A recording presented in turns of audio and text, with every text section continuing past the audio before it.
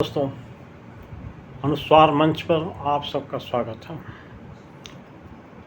आज अनुस्वार मंच पर हम संवाद करेंगे प्रेमचंद को हम क्यों पढ़ें। हम जानते हैं कि मुंशी प्रेमचंद कहानी साहित्य में एक धोतारे की तरह देखे जाते हैं। तो आज हम पड़ताल करेंगे उनके व्यक्तित्व और कृतित्व से संबंधित सवालों पर चर्चा करेंगे। हमारे साथ आज उपस्थित हैं आदरणीय कमल किशोर गोयनका जी, जिन्होंने प्रेमचंद के साहित्य पर इतना काम किया है कि उसको संक्षेप में कह पाना बड़ा मुश्किल है। साथ में हैं आदरणीय प्रेम जन्मेजय जी, जिन्होंने प्रेमचंद पर शोध कार्य किया है, और साथ में हैं प्रोफेसर राकेश कुमार, दिल्ली यूनिवर्सिटी के प्रोफेसर हैं और हिंदी में आलोचना साहित्य पर काफ़ी ज़बरदस्त काम किया हुआ। आइए हम लोग शुरू करते हैं संवाद प्रेमचंद को हम क्यों पढ़ें। सबसे पहले मैं निवेदन करूंगा आदरणीय प्रेम जन्मेजय जी से कि वो इस संवाद का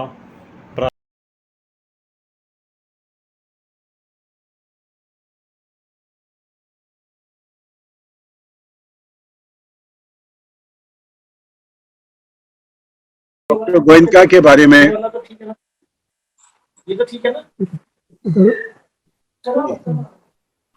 जी। हाँ, तो मैं ये कह रहा था अभी सारी बातें करते हुए कि प्रेमचंद पर कितना बड़ा काम उन्होंने किया और एक अलग धारा का काम किया। चाहे उसकी आलोचक हैं और सबसे बढ़िया मुझे लगता है कि वो काम सबसे बढ़िया होता है जिसके बारे में सवाल उठाए जाते हैं। ऐसा काम नहीं कि जिसके बारे में कहा हाँ साहब बढ़िया, और तालियां बजाते चले जाएं, सर आप बहुत बढ़िया कह रहे हैं, बहुत बढ़िया कह रहे हैं, और आप में सवाल उठाने की कई बार हिम्मत भी ना हो। आप मेरा संकेत समझ सकते हैं कि किस तरह से हम देखते हैं कि एक धारा वो आलोचना की बह रही थी प्रेमचंद की, जिसमें ये कहा जा रहा था जो प्रेमचंद ने किया वही मतलब उसको सिर्फ समर्थन था।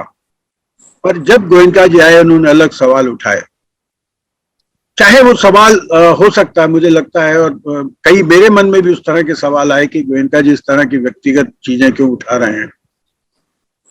खैर ये अलग भूमिका है, पर मैं गोयनका जी से बात करना चाहता हूँ। अब एक संवाद करना चाहता हूँ। एक मेरे मन में जो आया कि आपने प्रेमचंद पे जितना काम किया है, मुझे नहीं लगता कि प्रेमचंद ने उतना लिखा भी, मतलब उससे ज्यादा उनके लिखे पे आपने उन पर काम किया और अलग तरह का काम किया है।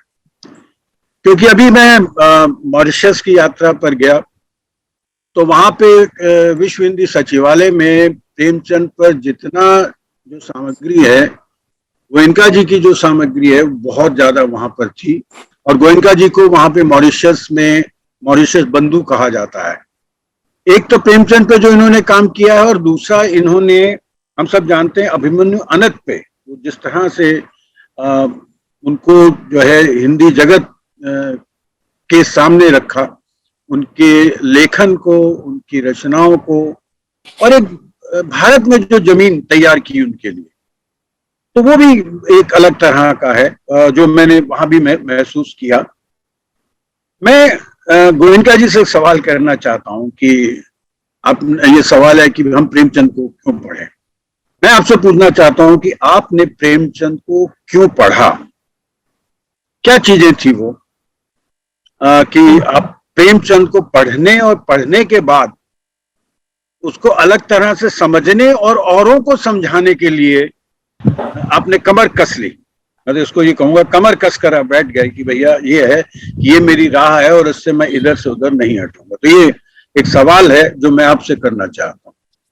जी रवि जी, सबको मेरा नमस्कार। मेरी आवाज ठीक तरह पहुंच रही है ना? जी हाँ, तो आप सभी को और सारे मित्रों को, श्रोताओं को मेरा नमस्कार। देखिए, प्रेम जी मेरे करीब, मैं समझता हूँ कि 30, 35, 40 वर्षों के मेरे मित्र हैं, साथी हैं, और हम लोग साथ साथ साहित्य की दुनिया में लगभग काम करते रहे। यद्यपि मेरे कई वर्षों के बाद इन्होंने एमए किया और बाद में साहित्य की रचना में आए। तो एक तो इनसे जो मेरा संबंध है वो बिल्कुल शुद्ध साहित्यिक है, और वो धीरे धीरे परिवार के रूप में भी बदला। तो इनका जो प्रश्न है, असल में मैंने पहले प्रेमचंद को क्यों पढ़ा और क्यों जाना, ये शायद पीएचडी करने की व्यवस्था थी, पहली बात तो ये। क्योंकि एमए करने के बाद में मैंने एमए दिल्ली यूनिवर्सिटी से किया, तो डॉक्टर नगेंद्र उस जमाने में अध्यक्ष थे। उन्होंने विषय के बारे में पूछा, तो मैंने उनसे कहा कि मैं जयशंकर प्रसाद पर पीएचडी करना चाहता हूँ। तो उन्होंने उस पर आपत्ति की, और उनका कि फिर उन्होंने मुझसे विकल्प पूछा, तो मैंने कहा कि आप मुझे प्रेमचंद पर अनुमति दे दीजिए। तो उन्होंने कहा कि अच्छा, कुछ तुम विषय लिख कर लाओ। तो मैं उनको प्रेमचंद पर उस वक्त में 16 विषय लिख करके ले गया, और उन्होंने एक विषय पर टिक किया, प्रेमचंद के उपन्यासों का शिल्प विधान। तो ये सिद्धांत रूप से और व्यवहार रूप से प्रेमचंद की ओर जाने का पहला रास्ता था। लेकिन इससे पहले मैं प्रेमचंद को पढ़ चुका था। मैं बीए करके आया था, एक छोटे से शहर में मेरा जन्म हुआ था, एक बुलंदशहर। मेरा परिवार जमींदारी परिवार था, उनके पास मेरे पिता की अपनी एक लाइब्रेरी थी, और बहुत पुरानी लाइब्रेरी थी, उस जमाने की आप लाइब्रेरी समझिए। तो उसमें प्रेमचंद के काफी फर्स्ट एडिशन मुझको मिले। वहां माधुरी, चांद, ये सारी हंस की पत्रिकाएं भी मैंने काफी अंक, कल्याण के काफी अंक मैंने उस पर बीए करते हुए मैंने वहां देखे थे, और लाइब्रेरी में मैं प्राय जाता रहता था। तो ये एक शुरुआत थी असल में प्रेमचंद को जानने की और समझने की और विचार करने की भी। क्योंकि जब पीएचडी मैंने किया तो मैंने लगभग 8 वर्ष लगाए पीएचडी में, और 8 वर्ष लगाने के बाद मुझे 1972 में पीएचडी मिली। और जो उसके वाइवा लेने के लिए आए थे, डॉक्टर रघुवंश और उस जमाने के बड़े प्रतिष्ठित प्रोफेसर लोग थे, तो शोध प्रबंध की बड़ी सराहना की। लेकिन शोध प्रबंध मिलने के बाद मेरे मन में सवाल पैदा हुआ, भाई आगे क्या करना है? ये तो पीएचडी तुमने कर ली प्रेमचंद पर, लेकिन पीएचडी के दौरान 8 वर्ष में मुझे कुछ ऐसे सूत्र जिनसे प्रेमचंद मुझे चुनौती देते हैं, या प्रेमचंद को जानने के लिए उनके पास अभी बहुत कुछ ऐसा है जो मुझसे पहले जाना नहीं गया था। यद्यपि 1962 में अमृत राय ने प्रेमचंद के अप्राप्य साहित्य पर 9 पुस्तकें प्रकाशित की थी, जो बड़ा भारी क्रांति काम था उस जमाने के अंदर।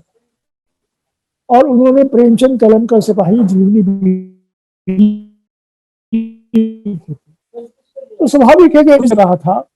तो यही सारा साहित्य मेरे सामने था, यही उनकी मान्यताएं मेरे सामने थी। मेरे पास कोई नया विचार तो था नहीं, कि जो कुछ चीज मुझे उपलब्ध थी उसी के अध्ययन के आधार पर मैंने अपना शोध प्रबंध आरंभ किया। लेकिन उस शोध प्रबंध से करते हुए प्रेमचंद के बारे में कुछ मान्यताओं से मेरे मन में असहमति सी तब पैदा होने लगी जब मैंने नई खोज शुरू की। नई खोज के लिए मैं 1972-74 में वो प्रकाशित हुई किताब मेरी थी से 1975 में इमरजेंसी लग गई। इमरजेंसी के अंदर दिल्ली विश्वविद्यालय के लगभग 200 प्रोफेसर गिरफ्तार थे। मैं भी उन गिरफ्तार होने वाले एक में प्रोफेसर था, और मैं तिहाड़ जेल में रहा, करीब 4-5 महीने तिहाड़ जेल में रहा। उसके बाद बेल हो गई, जमानत बेल हो गई, तो मैं घर आ गया। उसके 1 वर्ष के बाद 76 में मैं इलाहाबाद गया।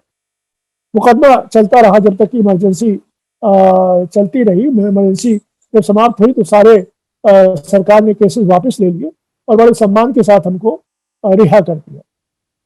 तब मैं अमृत राय से मिला।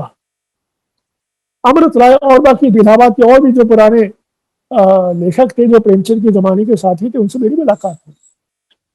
तो अमृत राय से जब मैंने बात की तो उन्होंने एक पिटारी मेरे सामने ला के रख दी। उनका कि भाई, मैंने 5 साल तक प्रेमचंद की छाती पर बैठ के काम किया है, अब मुझे इनकी कोई आवश्यकता नहीं, आपकी इसमें जो सामग्री आप ठीक समझे ले जाएं। तो जब मैंने वो पिटारी खोली तो मुझे लगा जैसे मेरे सामने कोहनूर इससे भरा हुआ एक पिटारा रख दिया गया है। उस पिटारी से मुझे प्रेमचंद की पासबुक मिली, चेकबुक मिली, डायरी मिली, प्रेमचंद का वो पत्र व्यवहार मिला जो उन्होंने प्रकाशित ही नहीं किया था, और बड़ी सूचनाएं उस से मैं लेकर के आया। लेकिन बहुत सी सामग्री मैंने छोड़ इसलिए दी कि कहीं उनको ये ना लगे कि ये तो सारी चीजें ही ले जा रहा है, ये तो खाली करके जा रहा है। लेकिन आज मुझे अफसोस होता है कि उसमें बहुत सी चीज छूट गई जो हमेशा के लिए नष्ट हो गई। उसमें एक है, उनका अंतिम जो उपन्यास था मंगलसूत्र, उनकी अंग्रेजी की लिखी हुई रूपरेखा थी। उस रूपरेखा से अधूरे उपन्यास की यात्रा को पहचाना जा सकता था, जो कभी पहचाना नहीं जा सका। उसके बाद लाने के बाद उस पिटारी का क्या हुआ मुझे कुछ नहीं मालूम, उनके वंशजों ने क्या किया इसका भी मुझे मालूम नहीं, लेकिन मैं जानता हूं वो कभी प्रकाश में नहीं है।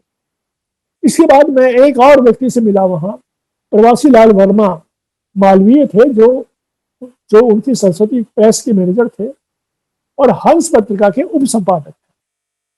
जब मैं उनसे मिला तो मैंने देखा कि मैंने जिंदगी में ऐसी गरीबी कभी देखी नहीं थी जैसा कि मैंने उनके घर में देखी। उनके पास चाय पिलाने के लिए कप तक नहीं थे, और बेचारा बीमारी की हालत में एक खाट पर लेटा था, उनकी पत्नी थी और वो विक्षिप्त अवस्था में था। और विक्षिप्त अवस्था में वो प्रेमचंद के बारे में तरह तरह की ऐसी बातें कह रहा था, मेरा 1 करोड़ रुपया उन पर बचता है, और इस तरह की बहुत सी विक्षिप्तता की बातें कह रहे थे। उनके थैले से मुझे कुछ चिट्ठियां उन्होंने दी, लेकिन सारी चिट्ठियां उन्होंने भी नहीं दी। उनसे करीब 30-35 चिट्ठियां मिली जो उनके संबंधों का इतिहास बताता है। आपको जानकर आश्चर्य होगा कि कलम के सिपाही में अमृत राय ने उस प्रवासी लाल वर्मा की चर्चा तक नहीं की, जबकि वो उन्हीं के पास रहते थे और उनको मालूम था कि सरस्वती प्रेस और प्रेमचंद के साथ उनके संबंध करीब 10 वर्ष पुराने थे। उन्हीं कारण से सरस्वती प्रेस संचालित हुआ और उन्होंने हंस के सारे सामग्री का संचयन करना, प्रूफ रीडिंग करना, पत्र व्यवहार करना सब वही करते थे, लेकिन उनकी चर्चा नहीं हुई। इसके बाद फिर मेरा और उनसे बहुत काफी लोगों से संपर्क हुआ।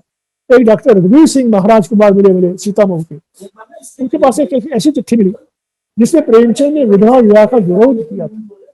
इसी प्रकार से एक उदय शंकर शास्त्री थे कलकत्ता, बहुत मतलब आप समझिए असंख्य लोगों से मेरे संपर्क हुआ। इस सारी सामग्री के मिलने के बाद मैंने प्रेमचंद विश्वकोश की रचना की, जो 1981 में 2 खंडों में प्रकाशित है। पहला खंड जो है उनकी कालक्रम से लिखी गई जीवनी है, तो शायद भारतवर्ष में पहली बार लिखी गई। वो करीब 450 पेज की है, डबल समाई साइज में। और दूसरे खंड में उनकी जितनी भी रचनाएं हैं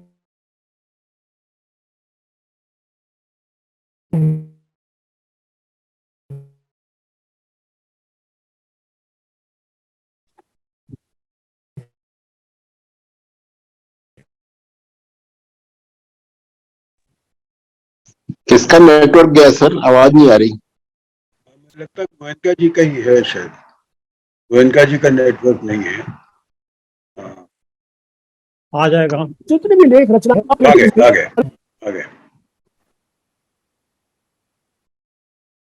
उनको बोल दीजिए फोन करके। आ रही आवाज आ रही। अब आइए। आ रही है। जी आवाज आ रही है। हाँ जी, तो आप समझिए कि इन सारी दस्तावेजों के आधार पर प्रेमचंद की एक नई मूर्ति स्थापित होती है। जो प्रेम जी ने कहा कि एक धारा थी, उस धारा से भिन्न दूसरी धारा का निर्माण हुआ, तो ये धारा का निर्माण किया, धारा का निर्माण दस्तावेजों ने किया जो अभी तक गुप्त थे, लुप्त थे, जिनको दबा दिया गया था। क्यों दबा दिया गया था इसके बारे में बहुत सत्यता से मैं नहीं कह सकता, लेकिन इतना मुझे लगता है कि उन दस्तावेजों से प्रेमचंद की जो मूर्ति सामने आती, वो मूर्ति को सामने लाना नहीं चाहते थे। जैसे प्रेमचंद के जीवन के बारे में अभी प्रेमचंद ने चर्चा की, तो प्रेमचंद जी के जीवन के बारे में कोई ऐसे अनेक तथ्य थे जिन तथ्यों को कलम के सिपाही में उद्धृत नहीं किया गया था और जिनके बारे में कहा तो बहुत गया था लेकिन प्रमाण नहीं दिए गए थे। जैसे एक ये कहा गया कि प्रेमचंद गरीबी में जिंदा रहे, गरीबी में पैदा हुए, गरीबी में जिंदा रहे, गरीबी में मर गए। और एक हरिशंकर प्रसाई ने एक लेख लिखा था उनके फटे हुए जूतों पर। तो अब समस्या ये कि उनकी जो डॉक्यूमेंट्स मेरे पास थे, उन डॉक्यूमेंट से ये सिद्ध होता था कि ये जो प्रमाण है, ये जो तथ्य है, ये झूठा है। और उनकी जो बैंक की पासबुक थी, उस बैंक की पासबुक में आखिरी एंट्री उनकी मृत्यु से 14 दिन पहले की थी और उसमें उनका 4,500 रुपए का बैलेंस था। एक और बैंक की पासबुक थी जिसमें उनका करीब 350 रुपए का बैलेंस था। तो इस सारे बैलेंस के बाद भी लोगों ने ये लिखा कि उनके पास कफन के पैसे नहीं थे। इसके साथ उनका एक जो उनकी बेटी की शादी हुई थी, उस बेटी की शादी का जो करस्पॉन्डेंस प्रेमचंद के साथ हुआ था वो भी मुझे उस वक्त से सही मिला। उस करस्पॉन्डेंस से ये सिद्ध हुआ कि प्रेमचंद ने लगभग 6,000 रुपया 1929 में अपनी बेटी की शादी में खर्च किया था और उसमें उनको दहेज देना पड़ा था। इसका प्रमाण मैंने, और इसका प्रमाण करने के लिए उनकी बेटी तब जीवित थी, कमला देवी उनका नाम था, वो सागर में रहती थी। तो मेरे कहने से वो दिल्ली आई। दिल्ली में उनके बड़े भाई श्रीपत राय रहते थे, तो वो वही कह रही थी। मैं उनसे मैंने बात की, जो बाद में मेरा इंटरव्यू सारिका में प्रकाशित हुआ। उन्होंने कहा कि बाबूजी ने मेरी शादी में 7,000 रुपए का खर्च किया था। अब आप सोच के देखिए 1929 में, अगर मैं इसकी जो बढ़ाऊं, मैंने और चेक किया, 1900 सोने की कीमत 25 रुपए से लेकर 30 रुपए तोला थी। अब उसको यदि कन्वर्ट करके देखिए तो आपको मालूम पड़ेगा वो कितनी बड़ी राशि। इसी समय के अंदर प्रेमचंद ने अपने गांव के अंदर मकान बनाया था लगभग 6,000 रुपए से। और इससे पहले 1925 में उनका प्रसिद्ध उपन्यास रंगभूमि छपा था और उसकी प्रतियां छपी थी 5,000। कल्पना करके देखिए,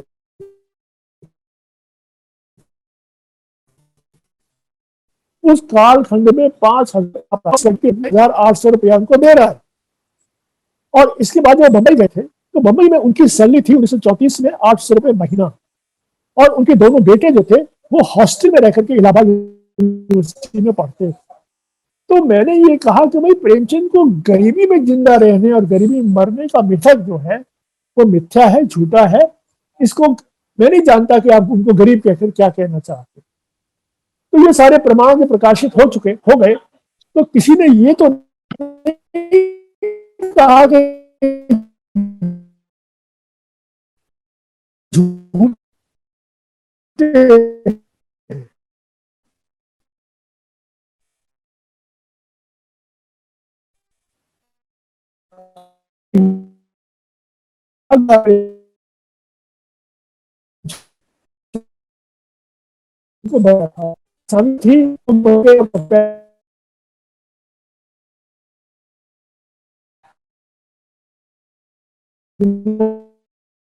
थी तो फिर पूछा को रहल कौन है, तो किसी ने कहा मास्टर था। लेकिन आपको जानकर आश्चर्य होगा कि उनके अंतिम समय पर उनके घर पर जयशंकर प्रसाद उपस्थित थे, वाचस्पति पाठक उपस्थित थे, नंद बिहारी वाजपेयी उपस्थित थे, परिपूर्णानंद वर्मा उपस्थित थे जो संपूर्णानंद के भाई थे और प्रेमचंद के भाई मेहताब राय के रिश्तेदार लगते थे। परिपूर्णानंद वर्मा ने एक संस्मरण लिखा है इसी पर अपनी उपस्थिति में। उन्होंने लिखा है कि जब अर्थी बना दी गई प्रेमचंद की, तो शिवरानी देवी उनकी पत्नी उनको छोड़ना नहीं चाहती। तो बहुत देर हो गई तो जयशंकर प्रसाद आगे बढ़े। उन्होंने कहा कि भाभी ये तो अब मट्टी है, इसको छोड़ो, अब तो इनको अंतिम संस्कार हमें करना है। तो शिवरानी देवी बड़ी क्रोध में उन्होंने प्रसाद से कहा कि तुम महाकवि हो सकते हो, लेकिन तुम्हें स्त्री के हृदय की पहचान नहीं है। मैंने इनसे दूसरा विवाह इसलिए नहीं किया था कि ये मुझे छोड़ के चले जाए, मैं इनको जाने नहीं दूंगी। अब ये सुन करके प्रसाद पीछे हट गए और वो उन्होंने परिपूर्णानंद से कहा कि परिपूर्णानंद भाई तुम ही संभालो इस सबको। तो परिपूर्णानंद वर्मा ने शिवरानी देवी को हटाया, फिर वो अर्थी ले गए और उनका अंतिम संस्कार हुआ। और लिखा है कि जब अंतिम संस्कार हो रहा था तो जयशंकर प्रसाद एक कोने में खड़े हुए थे और उनकी आंखों में से आंसू निकल रहे थे। मैं आपसे पूछता हूं, यदि इससे कलम के सिपाही का अंत करते अमृत राय तो क्या हानि थी? और क्यों उस जमाने के हिंदी साहित्यकारों पर यह आरोप लगाना क्या उचित था कि एक भी लेखक वहां उपस्थित नहीं था? तो आप समझिए कि प्रेमचंद के जीवन के बारे में ये एक नई पहचान बनी जिसका इतना विरोध हुआ कि मैं आपको बता नहीं सकता। लोगों ने पीटने तक की कोशिश की, गालियां दी, लेकिन वो ये कहने का साहस नहीं कर पाए कि ये सारे दस्तावेज झूठे हैं। मैं समझता हूं कि प्रमुख रूप से जीवन के बारे में मैंने प्रेम जी के जवाब दे दिया है। आपको चाहे तो और भी सवाल और कर सकते हैं। धन्यवाद सर, आपने बड़ी विस्तार पूर्वक और बिल्कुल जैसे चलचित्र की तरह सारी स्थिति, सारे दृश्य जो है ना वो सामने रख दिए हैं। और प्रेम जी के सवाल का मैं समझता हूँ कि उपयुक्त उत्तर प्राप्त हो गया है। अब मैं निवेदन करूंगा। नहीं, एक मिनट, जो संवाद वाला कार्यक्रम है थोड़ा सा कि आप कहीं उत्तर मिल गए तो ऐसा तो नहीं है। बस मैं एक टिप्पणी कर दूंगा। हाँ, क्योंकि हाँ जी। टिप्पणी है वो मैं चाहूंगा कि राकेश को सुनना चाहूं और मेरे बाद की पीढ़ी क्या चाहती है। और राकेश एक बहुत सुलझे हुए और एक उनके पास दृष्टि है जिसके साथ चीजों को देखते हैं जी। पर गोयनका जी ने जो अभी बातें कही हैं तो उससे मुझे दो तीन चीजें जो सामने आई। उन्होंने प्रेमचंद को कि क्यों पढ़ा, जो मैंने सवाल किया था कि हाँ, पहले तो शोध के रूप में आपने उसको देखा, उनको पढ़ा, और जब आप वहां गए अमृत राय से मिले तो जो सामग्री मिली तो एक ने उससे पहले आपका शोध अलग तरह का था और उसके बाद आपका जो शोध है वो एक अलग तरह का शोध हो गया। मतलब जो आके जाकर, और जैसे अभी आपने जो बातें कही, सब सिर्फ मेरा एक सवाल आता, उसका जवाब आप बाद में दीजिएगा। राकेश मेरे बाद में कहें, मेरे मन में एकदम आई चीज तो मैं आपके सामने सवाल कर रहा हूँ, उसके बारे में सोच लीजिएगा। कि जैसे आपने कहा कि प्रेमचंद के इतना पैसा था, उस तरह से था, तो उससे कई ध्वनि निकलती है कि जिसका बहुत पैसा है वो गरीबों के दर्द को नहीं समझता, या गरीबों को जो लिखता है वो झूठ लिखता है। मतलब उसकी गरीबी को, प्रेमचंद की गरीबी को बहुत बढ़ा चढ़ा के वर्णन किया गया और उनको एक तरह का मजदूर, कलम का सिपाही उन्होंने कहा तो उनको कलम का मजदूर घोषित किया गया।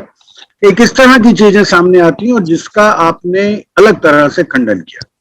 ये एक अलग सवाल है। और एक बात मैं और कहना चाहता हूं कि जब आपने प्रेमचंद को पढ़ा तो निश्चित रूप से आपने शोध भी किए, पर एक वैचारिक संघर्ष भी आपके मन में आया होगा इस तरह की चीजों को लेके। जो मैं एक चिट्ठी पत्री में, एक पत्र है बनारसी दास चतुर्वेदी का, उन्होंने उनको लिखा था और उस पर भी मैं चाहूंगा बीच में आप टिप्पणी दें कि प्रेमचंद के इस दृष्टिकोण को आपने कैसे लिया। उसमें वो लिखते हैं कि मैं ब्राह्मण वर्ग का द्रोही हूं, इसलिए कि मैंने इन पुजारियों और महंतों और धार्मिक लुच्चे लफंगों के कुछ पाखंडों का मजाक उड़ाया है। ब्राह्मण का मुख्य आदर्श सेवा और त्याग है। ये कोई हो पाखंड और कट्टरता और सीधे साधे हिंदू समाज के अंधविश्वास का फायदा उठाना इन पुजारियों और पंडों का धंधा है, और इसलिए मैं उन्हें हिंदू समाज का अभिशाप समझता हूं और उन्हें अपने अधपतन के लिए उत्तरदायी समझता हूं। और इसी में वो एक प्रेमचंद घर में भी लिखते हैं कि गाय तुम्हारे लिए जितनी जरूरी है मुसलमानों के लिए भी जरूरी है। सर, मेरा कहना यह है कि जब इस तरह की चीजों के आमने सामने आते हैं तो निश्चित रूप से प्रेमचंद जो है वो ब्राह्मण जो समाज की बात कर रहे हैं, पर उस समाज की बात कर रहे हैं जिन्होंने पाखंड जो है किया था इस तरह से। तो इन सारी चीजों से आप किस तरह से, आप अपने विचार के अनुसार किस तरह से सहमत हो पाते हैं? तो ये मेरा सवाल है, वो अपने पास रखिएगा। अब एक नई युवा पीढ़ी के सामने से एक सवाल आपके पास आएंगे, संवाद करेंगे। संजीव कुमार जी, मेरा भी एक छोटा सवाल है, वो भी जोड़ सकते हैं गोयनका जी, और बाद में जब मौका मिलेगा तो जवाब दे सकते हैं। हम मेरा आमंत्रित करेंगे, पहले जरा कार्यक्रम के मूल खंड को पूरा कर। मैं चला जाऊंगा, बस मुझे लगता है कि मेरा अगला प्रोग्राम शुरू होने वाला है। ओह, ठीक है सर, बताइए। तो मेरा सवाल ये है कि आपने गोयनका जी जो बात की है, मुख्य रूप से उनके जो जीवन है या व्यक्तित्व है या परिस्थितियां हैं उनके बारे में नई बातें कही। मैं ये जानना चाह रहा था कि जो आम धारणा प्रेमचंद के बारे में है, उनके साहित्य को लेकर, उनकी प्रगतिशीलता को लेकर, उनकी समझ को लेकर, उनके सिद्धांतों को लेकर, क्या वहां भी कोई आपने नई चीज देखी या अलग चीज देखी या भिन्न सिद्धांत स्थापित किए? ये मैं जानना चाह रहा था। बहुत धन्यवाद। हाँ, राजेश, तुम जो बता रहे, अगर आप पढ़ेंगे तो गोयनका जी ने इस तरह के बहुत सारे वैचारिक पक्ष उनके लेके आए। मैंने तो पढ़ा है इनको, और इन्होंने दोनों तरह के काम किए। जैसे जो इधर संपादित किया गोदान का पहला पेज उनके हाथ का लिखा, वो भी उस तरह से किया, उस पर गोदान पर टिप्पणी है, रचनाओं पे, इनके उपन्यासों पे बहुत सारी चीजें। मतलब एक तो शोध किया, और शोध के बाद उपलब्ध जो उसमें उन्होंने किया वो तो खैर गोयनका जी बताएंगे जो मुझे मालूम है। तो चलिए, मैं क्या कहते, संजीव जी आप कार्यक्रम वापस आगे आते बढ़ाएं। हैं और चलते हैं राकेश कुमार जी के पास। प्रोफेसर राकेश कुमार जी दिल्ली यूनिवर्सिटी में संबद्ध हैं और एक आलोचक के रूप में जाने जाते हैं। तो मैं उनसे अनुरोध करूंगा कि वो अपना प्रश्न रखें। बहुत बहुत शुक्रिया संजीव जी। मेरी आवाज आ रही होगी संभवतः? हाँ, स्पष्ट।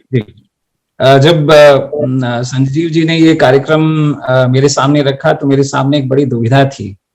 दुविधा ये थी कि मुझे लगा कि गोयनका सर जो हैं बैठे होंगे और हम उनके सामने प्रेमचंद पर चर्चा करेंगे। तो ये बड़ा चुनौती भरा कार्य था जिसके लिए मैं पहले हिचक रहा था, क्योंकि एक बहुत विश्वकोश सामने रखा हो और उसके बाद आप अपनी किताब रखें तो थोड़ा अजीब लगता है। लेकिन सर ने प्रेमचंद के साहित्य पर जो काम किया है उसका मुझे लगता है कि बहुत असर प्रेमचंद की जो एक इमेज हमारे सामने बनी या प्रेमचंद का जो स्वरूप हमारे सामने आया, उसके कई अन्य रूप भी सामने आते हैं। लगभग वैसे ही है जैसे तुलसीदास के बारे में अगर हम कहें कि भाई तुलसीदास जी के जीवन में जो प्रसंग थे जो अमृतलाल नागर ने अपने उपन्यास में रखे, उनसे भी तुलसीदास की एक अन्य छवि बनी।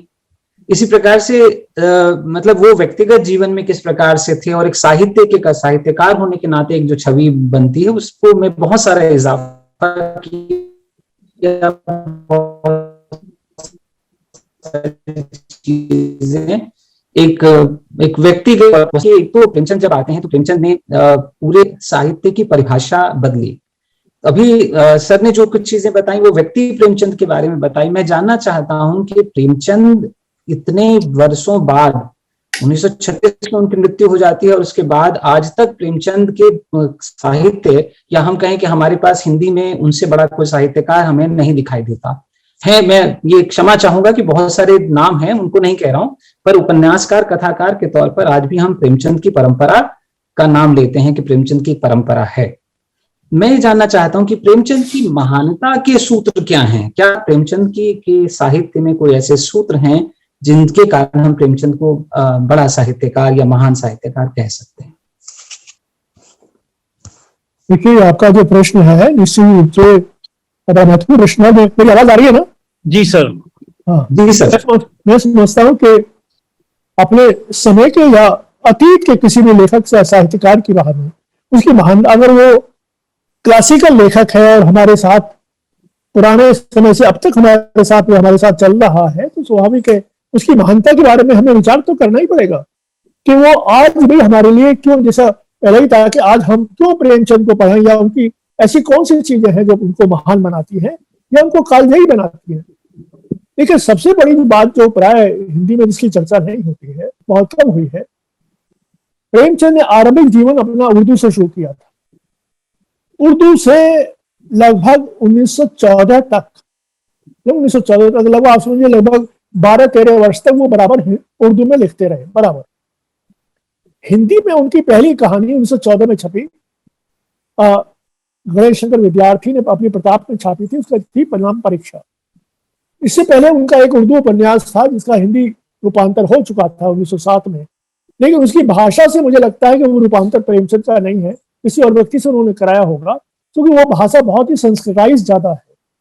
लेकिन उस जमाने तक वो प्रेमचंद इस तरह की भाषा को ग्रहण नहीं कर पा रहे थे।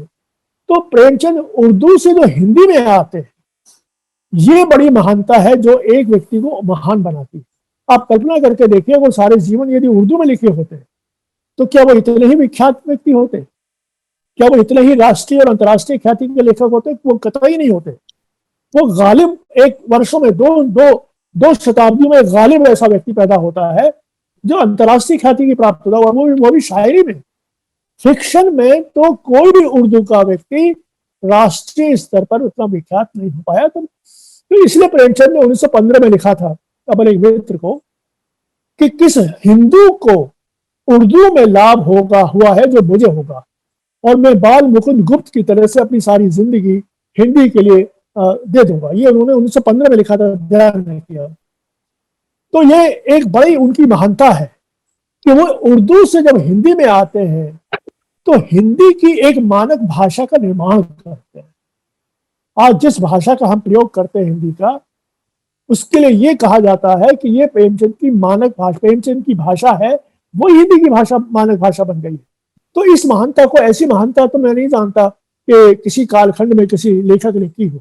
एक बात, यहाँ तक कि वैदिक साहित्य में, यहाँ तक कि कालिदास के साहित्य में भी कुछ लोकल शब्द मिलते हैं, और संस्कृत में भी वैदिक और लौकिक संस्कृत मिलती है। लेकिन एक लेखक वो एक भाषा से निकल करके दूसरी भाषा में आता है और दोनों भाषा में वो महान लेखक बनता है। ऐसा अद्भुत शायद लेखक इससे पहले ना हुआ है, ना हमारे समय तक हुआ। एक बात। दूसरी बात, उनकी महानता के दो है जो उन्होंने स्वयं लिखे हैं। उन्होंने लिखा कि मेरे साहित्य के 2 उद्देश्य हैं। एक तो मैं स्वराज प्राप्त करना चाहता, मेरा साहित्य में ऐसा लिखना चाहता हूं जिससे स्वराज की प्राप्ति की एक व्याकुलता हमारे देश में पैदा हो, और दूसरी वो कहते हैं मैं भारतीय आत्मा की रक्षा करना चाहता हूं। ये दोनों ही चीजें हमारे अधिकांश प्रगतिशील लोगों ने इसकी उपेक्षा कर दी, और यही बात वो आरंभ से लेकर के अंत तक, गोदान उनका अंतिम उपन्यास है और अधूरा मंगल सूत्र है, और उनकी अंतिम कहानी लोग महाजनी सभ्यता लेख कहते हैं। लेकिन उसी पत्रिका में उनकी एक रहस्य नाम से कहानी छपी है, जिसको मैं अंतिम कहानी कहता हूं, और वही उनकी वसीयत मानता हूं। तो आप ये सोचिए कि उनकी महानता का एक बड़ा समय यह है कि वो अपने समय को देखते हैं, समय को गति देते हैं, समय को जागृत करते हैं। जो काम गांधी राजनीति में कर रहे थे, वही काम प्रेमचंद साहित्य में कर रहे थे। इसलिए मैंने उनको गांधी का साहित्यिक संस्करण कहा है। स्वाधीनता संग्राम के वो साहित्यिक संस्करण थे, और इतनी विपुलता में, आपको शायद तो 2-4 कैरेक्टर के नाम मालूम है, रंगभूमि का सूरदास, गोदान का होरी, धनिया आदि, गोबर आदि। लेकिन आपको मालूम है कि उनके टोटल लिटरेचर के अंदर लगभग 3000 कैरेक्टर है। तो ठीक है, 100-150 कैरेक्टर उनके बड़े कैरेक्टर हैं, काफी मात्रा में गौण कैरेक्टर हैं, और काफी मात्रा में बिल्कुल लगन कैरेक्टर है। लेकिन एक लेखक अपनी पूरी कथा और नाटकों में और बाल साहित्य में मिला करके यदि 2500 से लेकर 3000 कैरेक्टर क्रिएट करता है, तो इतना बड़ा कैरेक्टर क्रिएट करने वाला तो कोई लेखक आपको मिलेगा नहीं आज भी। दूसरी बात, तीसरी बात, जैसे मैंने आपसे पहचाना, तीसरी बात जो उन्होंने कहा, मैं भारतीय आत्मा की रक्षा करना चाहता हूँ। वही व्यक्ति महान हो सकता है जो सनातन धर्म के जीवन मूल्यों की रक्षा करता है। यहां तक कि मार्क्सिस्टों ने, रामविलास शर्मा ने लिखा कि प्रेमचंद वाल्मीकि, व्यास और तुलसीदास की परंपरा में आते हैं। अर्थात तुलसीदास और प्रेमचंद के बीच में जितने भी साहित्यकार हैं, वो उस सनातन परंपरा में नहीं आते हैं। इसलिए आप प्रेमचंद की महानता का जो प्रश्न है वो ये है कि ये जो भारतीय आत्मा है, ये भारतीय आत्मा की पूर्णतः है। जब मैंने काम शुरू किया, इसकी मुझे कोई चर्चा ही नहीं मिली, और मैंने जिस कालखंड में रिसर्च की थी, उसमें उनकी 5 या 6 कहानियां प्रमुख रूप से आलोचना में मिलती थी। गोदान मिलता था, महाजनी सभ्यता लेख मिलता था, और प्रगतिशील लेखक संघ का भाषण का वो लेख होता था। इन 8-10 रचनाओं के आधार पर प्रेमचंद का मूल्यांकन होता था। लेकिन मैंने जब ये सवाल उठाया कि भाई किसी भी लेखक की पहचान समग्रता में होगी ना, आप बिना समग्रता के आधार पर केवल 5% रचनाओं के आधार पर प्रेमचंद का मूल्यांकन करके स्थापित कर देंगे कि वो मार्क्सिस्ट लेखक थे। और आपको जानकर आश्चर्य होगा कि प्रगतिशील लेखक संघ का जो भाषण की चर्चा हमारे मित्र करते हैं, मैं आपको दावे से कहता हूं किसी भी उस प्रगतिशील आलोचक ने गंभीरता से उस भाषण को पढ़ा ही नहीं है।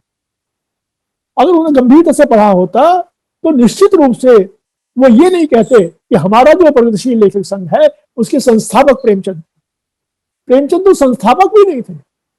प्रेमचंद तो उसकी अध्यक्षता भी स्वीकार नहीं करना चाहते थे। प्रेमचंद प्रगतिशील लेखक की स्थापना तो लंदन में हो गई थी, और लंदन में किन्होंने की थी? उन्होंने की थी जो अभिजात वर्ग के युवक थे और जो इंग्लैंड पढ़ने के लिए गए थे। उन्होंने तो केवल सिद्धांत रूप से समाजवाद का अध्ययन किया। तो मेरा ये कहना है, उसमें पहला ही प्रेमचंद कहते हैं कि प्रगतिशील शब्द ही बेकार है, क्योंकि लेखक होता ही प्रगतिशील है। तो यह प्रगतिशीलता क्या है? ये निरंतर समय के साथ बदलने की सनातन प्रक्रिया है कि जैसा समय होता है नई पीढ़ी आती है, पुराने को चुनौती देती है, और मनुष्य का ज्ञान, मनुष्य की बुद्धि आगे विकसित होती है। प्रेमचंद ने इस भाषण में 10 या 11 बार आध्यात्मिक आनंद, आध्यात्मिक तृप्ति, आध्यात्मिक संतोष की बात की है। ये कहाँ था मार्क्सवाद के अंदर? और एक उन्होंने दिया कि साहित्य की परिभाषा दी है, साहित्य मन का संस्कार करता है। ये संस्कार ही भारतीय आत्मा से जुड़ा हुआ है। तो मेरा ये कहना है कि प्रेमचंद के लिए इस महानता, और सबसे बड़ी बात यह है जो मेरा निष्कर्ष है कि उनकी महानता का मूल आधार क्या है, कि वो मनुष्यता की रक्षा करते हैं। ये मनुष्यता की रक्षा का भाव भी उनको भारतीय आत्मा से ही मिलता है। और इसका एक प्रमाण मैं एक कहानी देता हूं जिस पर मेरा अभी पिछले दिनों एक लेख छपा है कि उनकी सर्वश्रेष्ठ कहानी की कसौटी क्या है। वो कहानी है मंत्र, जिसमें एक डॉक्टर चड्डा जो है वो एक बड़ा बूढ़ा भगत है, बेचारा बूढ़ा, जिसके 7 बेटे थे, 6 बेटे मर गए और आखिरी बेटा भी बीमार है। वो डॉक्टर को दिखाने आता है। डॉक्टर कहता है कि भाई मेरा तो टेनिस खेलने का समय है, मैं तो कल आना तब मैं देखूंगा।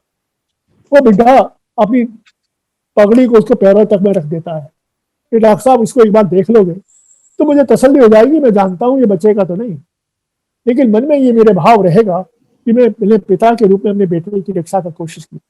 लेकिन डॉक्टर उसको देखता नहीं है और उसका बेटा मर जाता है। एक दिन रात को 12 बजे चौकीदार आवाज लगाता हुआ वो बूढ़े भगत से कहता है कि भगत तुम्हें मालूम है उस डॉक्टर के बेटे को सांप ने काट लिया है, वो मर गया है। तो पहले तो बूढ़ा भगत बड़ा खुश होता है, अरे ये वही डॉक्टर है जिसने मेरे बेटे को मार दिया था, भगवान ने बड़ा अच्छा किया जो उसके बेटे को मार दिया। उसके मन में एक प्रतिक्रिया होती है और बोले मैं नहीं जाऊंगा उसको देखने के लिए कुछ भी। उसकी बुढ़िया कहती है कि तुम झूठ बोलते हो, मैं जानती हूँ तुम जाओगे, तुम नहीं मानोगे। और जैसी बुढ़िया सोती है वो अपना डंडा लेकर के भाई साहब दौड़ते हुए लगड़े हाथ पैरों से दौड़ते हुए पहुंचता है, उसको उसकी नब्ज देखता है। उसे कहता है अभी जिंदा है, और वो कहता है कि वो क्या भर के पानी डाल, भर के बाल्टी से पानी डलवाता है और वो बेटा जिंदा हो जाता है।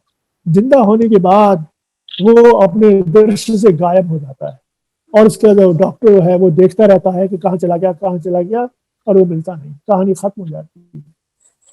मेरा कहना है इससे बड़ी मनुष्यता आपको कहाँ मिलेगी?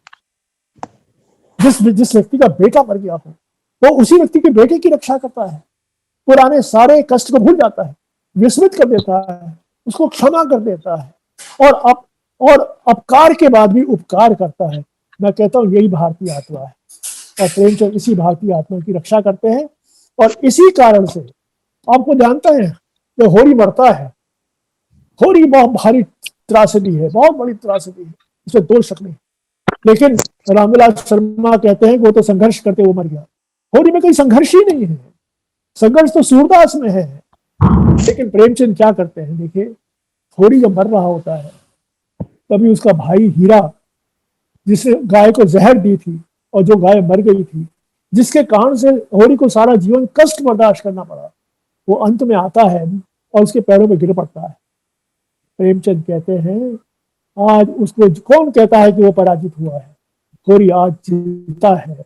आज उसके मन का जो उल्लास है वो इतना बड़ा उल्लास उसने जीवन में कभी नहीं कहा था और उसके बाद उसकी मृत्यु हो जाती है।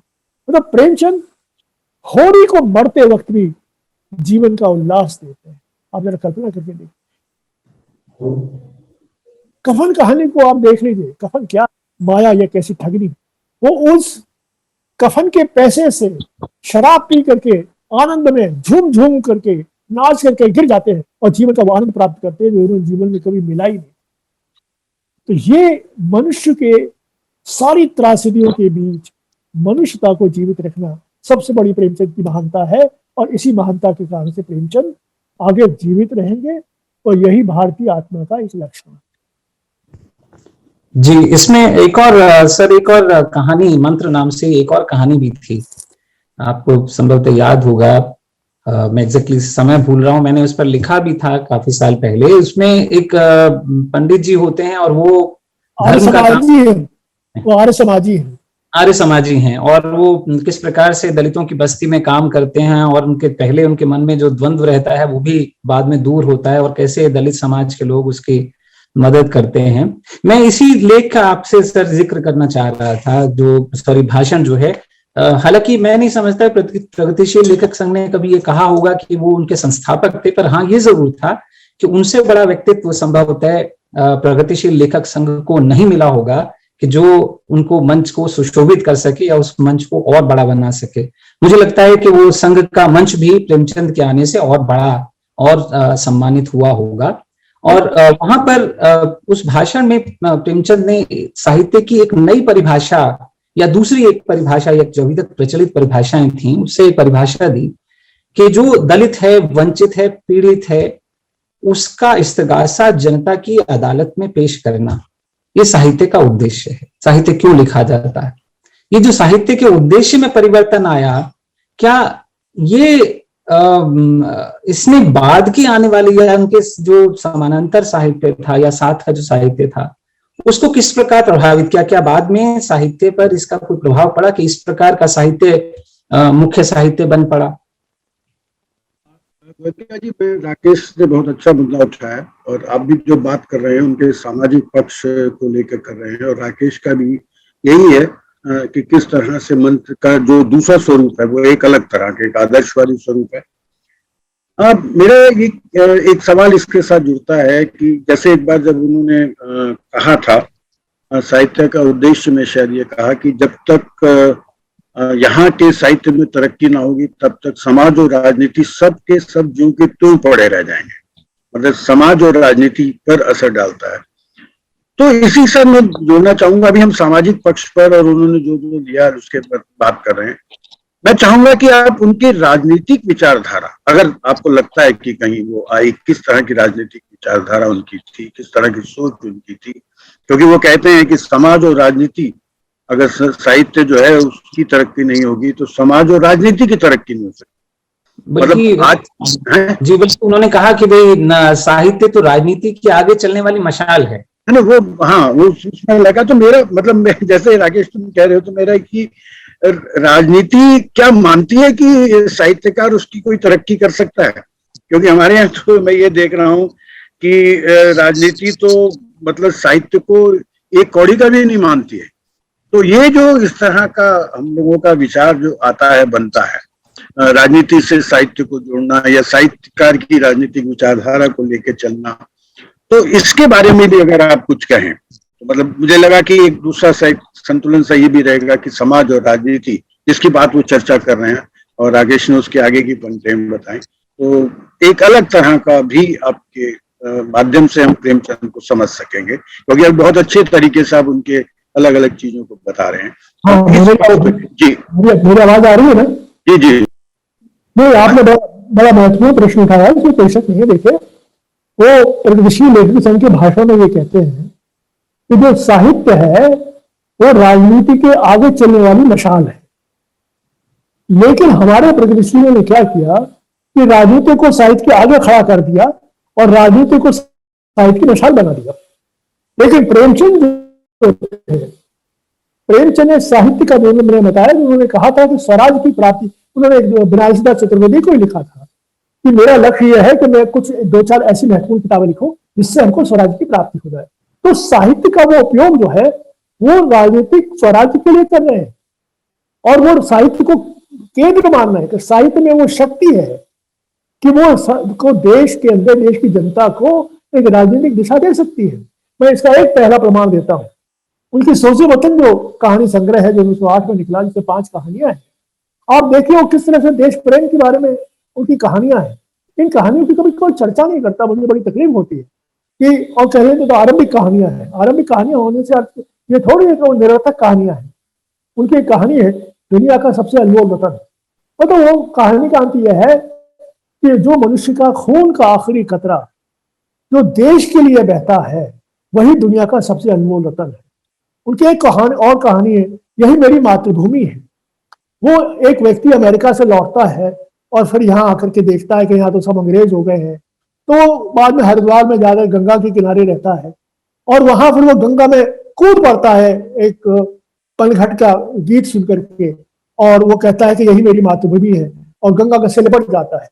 तो ये जो देश प्रेम की भावना है, ये 1905 में जब बंग भंग हुआ था, तो आपको जानकर आश्चर्य होगा कि प्रेमचंद ने उसकी भूमिका में ये लिखा है कि बंग भंग के कारण से सारे देश में राष्ट्रीय जागृति हो गई है, और उसी राष्ट्रीय जागृति के आधार पर ये कहानी लिखी गई है। और 1905 में गांधी जो थे दक्षिण अफ्रीका में वो इंडियन ओपिनियन निकालते थे।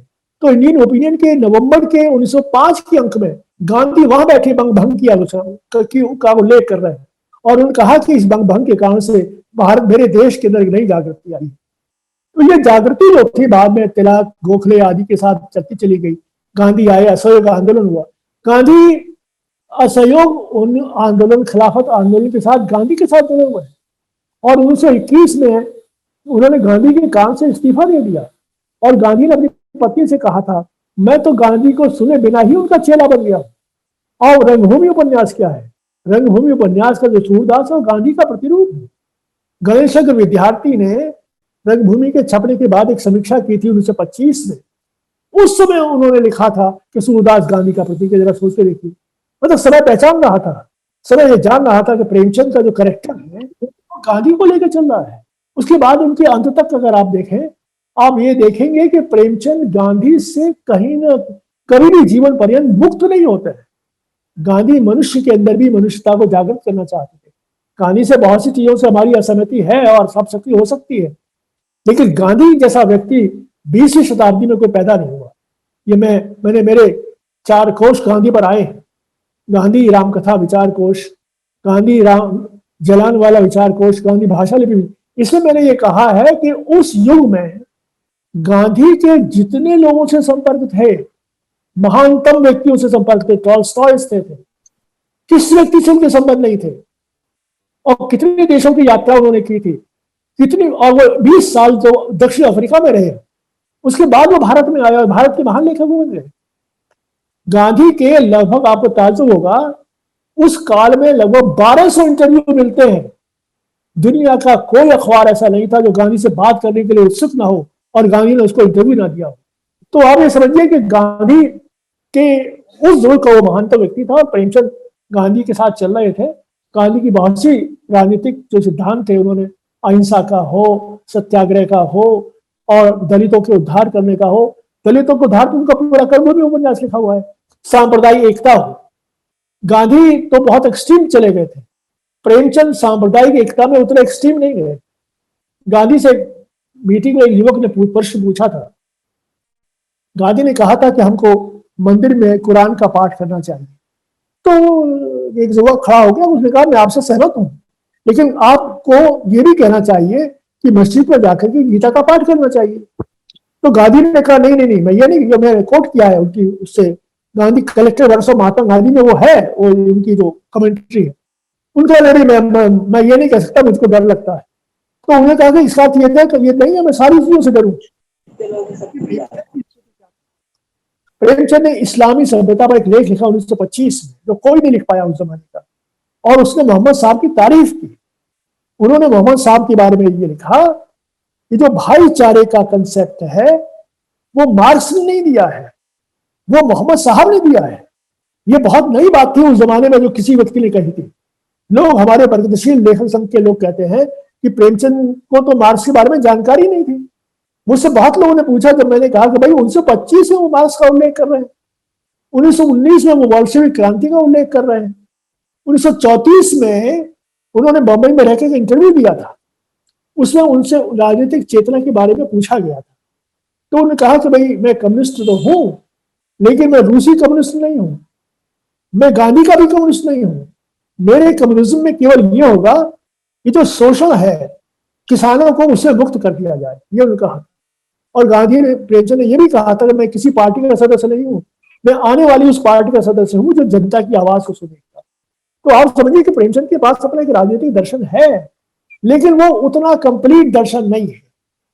जैसा समाज की परिस्थितियां थी उस पर वो अपना मत प्रकट करते हैं। लेकिन और एक और आपको बताता हूँ, और भी बड़ी गंभीर बात, आपको मालूम है जिहाद कहानी उन्होंने लिखी जो इसी पर लिखी थी, किसी लोगों को मालूम नहीं था, जब मैंने पत्रिकाओं में बताई तो बड़ी अद्भुत कहानी थी।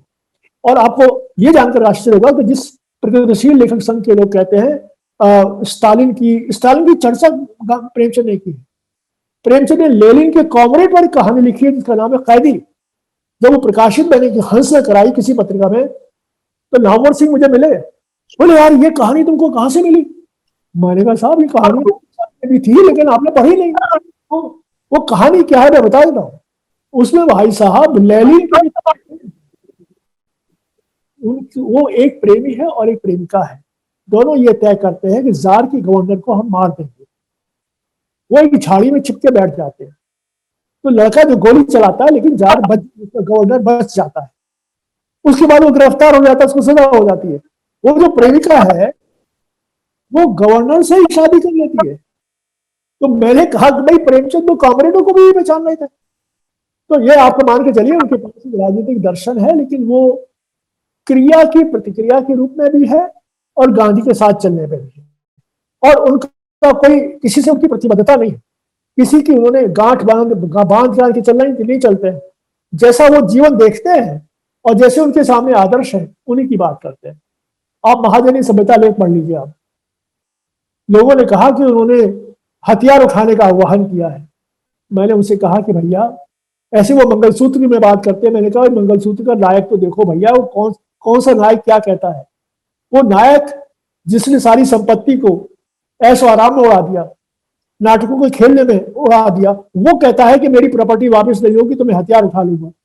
अब ऐसा अगर कोई नायक ऐसी बात कहे तो भाई आप उसको प्रेमचंद का बात कैसे मान लेंगे। लेकिन प्रेमचंद का मूल मंत्र ये था कि मेरा देश स्वाधीन हो और उस स्वाधीन में जो हमारी भारतीय मूल्य है उनकी रक्षा हो। यही उनका सारा दर्शन था। इसको आप राजनीतिक दर्शन कह लीजिए, जीवन दर्शन कह लीजिए, साहित्य दर्शन कह लीजिए, कुछ भी दर्शन कह लीजिए, यही उनकी आत्मा।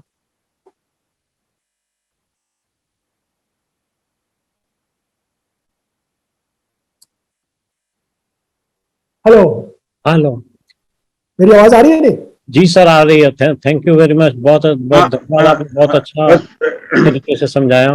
अब प्रेम से रिक्वेस्ट करूंगा कि वो अपने अधूरे प्रश्न या अधूरे उत्तर को लेकर। नहीं अधूरे नहीं है। क्या है कि गोयनका जी हो सामने बात कर रहे हो तो मैंने बोला ना कि एक तो वो होता है कि सीधी राह चलते चले जाएं, आसपास की प्रकृति देखते चले जाएं कि बहुत अच्छा है बहुत अच्छा है, पर ये पगडंडियों से हमें ले जाते हैं और जहां हमें समझ आता है कि यहाँ क्या है यहाँ क्या है, और सवाल उठते हैं मन में। और इसीलिए राकेश के मन में भी सवाल उठे, इसलिए मेरे मन में भी सवाल उठे। और इन्होंने अभी गांधी की भी बात की, तो और मैं आपको बताऊं कि इन्होंने व्यंग्य पर बहुत बड़ा काम किया है जो हम लोग नहीं कर पाए। रविन्द्रनाथ त्यागी की रचनावली तैयार की, व्यंग्य पे इतने बड़े लेख लिखे और व्यंग्य यात्रा के लिए लगातार लिखते रहे हैं। तो मैं तो इनको हिंदी साहित्य का श्रमिक मानता हूँ, एक मजदूर की तरह ये काम करते हैं और लगातार इनके उस हिसाब से देखा है। तो मजदूर की बात आई तो वो फिर वो गरीबी की बात आती, पर ये उस तरह की गरीब नहीं है जिसकी खोज इन्होंने की प्रेमचंद के बारे में। तो अभी आपने कहा राजनीति को लेकर भी कहा, मेरा जैसे वो वही सवाल लेके जाता हूँ जहां पे आपकी आलोचना शुरू हुई थी, जहां आपकी खोज को लेकर प्रश्न चिन्ह लगाए गए थे कि आप प्रेमचंद के एक ऐसे पक्ष पर जो को लेकर सामने जा रहे हैं जिसका विचार से कहानी से इससे लेना देना नहीं है। जैसे आपने कहा कि नहीं प्रेमचंद के पास ये सब कुछ था, तो क्या प्रेमचंद जो कह रहे थे, मैं मतलब कठोर शब्द हो जाएगा कि क्या वो झूठ कह रहे थे? क्योंकि बनारसीदास चतुर्वेदी को जब लिखते हैं तो वो ये कहते हैं कि जैसे ही मैं किसी आदमी को धनी देखता हूं तो उसकी कला और ज्ञान की सब बातें मेरे लिए बेकार हो जाती हैं। मुझको ऐसा लगता है कि इस आदमी ने वर्तमान समाज व्यवस्था को जो अमीरों द्वारा गरीबों के शोषण पर आधारित है स्वीकार कर ली है। या जब वो कहते हैं कि लेकिन मैं खुश हूं और प्रकृति और भाग्य ने मेरी मदद की और मुझे गरीबों के साथ डाल दिया, इससे मुझे मानसिक शांति मिलती है। तो एक तरफ वो पक्ष है जो आप बता रहे हैं और एक तरफ ये पक्ष है जो प्रेमचंद कह रहे हैं कि आप कह रहे हैं कि वो सारा ऐसा नहीं था प्रेमचंद के साथ। और मेरे साथ अभी एक और बात इसके साथ जुड़ती है। अभी आपने आरंभ में कहा कि भाई मैं प्रसाद पर काम करना चाहता था और फिर मैंने प्रेमचंद पे किया, तो मेरे साथ भी यही हुआ कि मैं प्रसाद पर काम करना चाहता था तो मुझे प्रेमचंद दिया गया। प्रेमचंद की कहानियों में सामाजिक परिवेश जिसको इंडिया नेट बुक्स ने छापा भी है, और इसी तरह फिर मैंने प्रसाद पर काम शुरू किया। और आपने प्रसाद इधर थोड़ा बताया कि शायद प्रसाद और उनमें जो उसको व्यक्त किया गया वो ठीक नहीं व्यक्त किया गया। तो जबकि मैं मानता हूं कि प्रसाद की विचार और प्रेमचंद की विचारधारा अलग। प्रसाद एक तरह के अलग राष्ट्रवाद की बात करते हैं और एक इतिहास के पन्नों में जाकर खासकर अपने नाटकों को लेकर या कविता की बात भी करते हैं। और प्रसाद का काव्य पक्ष बहुत प्रबल है। कामायनी को, किसी भी चीज को ले लें, उन्होंने चाहे उपन्यास कहानियां लिखी, पर गद्य में उनके नाटक जो है उस समय के, मुझे नहीं लगता कि किसी ने उस तरह के नाटक किए हैं। ध्रुव स्वामी जैसे नाटक या चंद्रगुप्त स्कंदगुप्त एक अलग तरह की चीज है और मैंने तो उनमें व्यंग भी खोजा था। तो मेरा ये कहना है कि ये जो दो तीन चीजें हैं कि एक उनके कथन में और उनके रहन सहन में जो विसंगति थी वो, और दूसरा प्रसाद और प्रेमचंद के संबंधों को लेकर जो, मतलब उसको प्रसाद को भी पढ़ा तो आपने प्रेमचंद को भी पढ़ा, तो प्रसाद की इच्छा थी तो प्रेमचंद को उसके कारण पढ़ा, फिर धीरे धीरे इतना पढ़ा प्रेमचंद को कि उसके बाद प्रसाद के पक्ष को भूल गए। मुझे नहीं लगता उस पर शायद कोई बड़ा काम किया। तो इस पे ये मेरे कुछ सवाल संवाद है आपसे। जी असल में प्रेम जी आपने बहुत सवाल कर दिए एक साथ में। बड़ी समस्या यह है, मैं पहले वो धन वाली बात लेता हूँ आपसे। देखिए, भारतीय जो चिंतन परंपरा है उसमें आपको मालूम है कि किस तरह से पूरे जीवन को विभाजित किया गया है। धर्म, अर्थ, काम, मोक्ष, ये तो हम सब जानते हैं कि पहले धर्म आता है उसके बाद अर्थ आता है। ये हमारी परंपरा में, और आपको मालूम है कि हमारा इतिहास बताता है कि जितने भी धार्मिक स्थल बने सब पूंजीपतियों और राजा महाराजाओं के द्वारा बनाए गए थे। तो इस धन की जो शक्ति है, लेकिन धन का दुरुपयोग भी हुआ। और आज भी कोई सभ्यता ये नहीं कह सकती कि जो धन है वो मनुष्य को मनुष्य नहीं बनने नहीं देता है।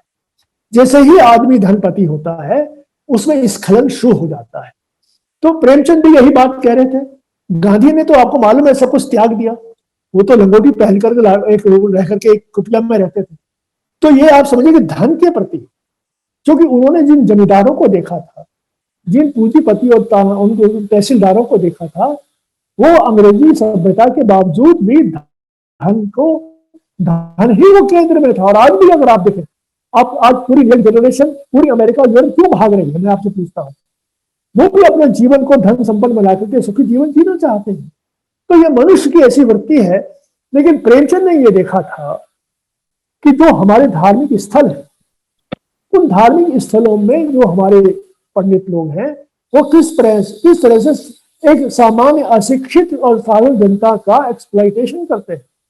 और उन्होंने ये भी देखा था कि आपको मालूम है गोदान में वो मिल को जलवा देते हैं। और सूरदास का सारा संदर्भ इसलिए है कि कारखाना स्थापित ना हो, क्योंकि कारखाने के स्थापित होते ही जो कारखाने की पूरी कल्चर है वो गांव में आ जाएगी।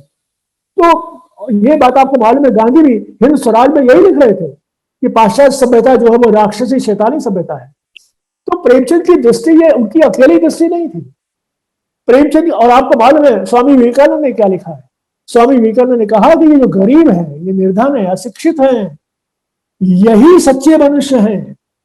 और यदि आप इनको ब्राह्मण नहीं बनाओगे तो ये उन्होंने कहा और लिखा है कि हे ब्राह्मणों, अगर तुमने इनको अपने समकक्ष नहीं बनाया तो ऐसी ये फूंक मारेंगे कि तुम आकाश में उड़ जाओगे। तो प्रेमचंद की जो ताकत है ये स्वामी विवेकानंद से आ रही है, गांधी से आ रही है, अपने समाज से आ रही है, अपनी दृष्टि से आ रही है। तो धन के प्रति, लेकिन आपको मालूम है एक वक्त में उन्होंने खुद कुछ पैसा ब्याज पर उठाया था, ऐसा नहीं है। उनका खुद होड़ी जो है एक जगह कुछ ब्याज पर चीज दे देता है। तो ये मनुष्य की वृत्ति है। मनुष्य, प्रेमचंद अतिवाद के विरोध में है। प्रेमचंद ऐसा, आपको मालूम है उनका सारा जीवन उनके पास हमेशा गाय रही उनके पास। गाय के बिना उन्होंने जीवन नहीं व्यतीत किया। तो गाय को खरीदना, उसकी रक्षा करना, उसको पालना कोई आसान खेल था क्या? तो एक तो बात ये रही। दूसरी बात आपने कही, वो जरा बताइए कौन सी बात, दूसरी याद नहीं रहा मुझे। प्रेम सर, हाँ, प्रसाद वाली बात। देखिए, प्रसाद में जो इतिहास है, मेरा ये कहना है, प्रसाद संस्कृत साहित्य के मर्मज्ञ थे, प्रेमचंद नहीं थे। प्रेमचंद उर्दू साहित्य, पर्शियन उर्दू साहित्य के मर्मज्ञ थे, प्रसाद संस्कृत साहित्य के मर्मज्ञ थे। उनकी चेतना जो थी, उनकी जो सृजनात्मकता है, वो संस्कृत साहित्य के मूलभूत तत्वों से निकली थी। उसमें उन्होंने इतिहास के उस पक्ष को तलाश किया जो उनके समय के अनुकूल था। वो इतिहास का उपयोग केवल इतिहास के लिए नहीं करते हैं, वो कमाई के अंत में आप देखिए कि कैसे संस्कृति नष्ट हो जाती है। तो आप ये समझिए कि प्रसाद भी उन कथानकों के माध्यम से अपने समाज को ही एक संदेश देना चाहते थे।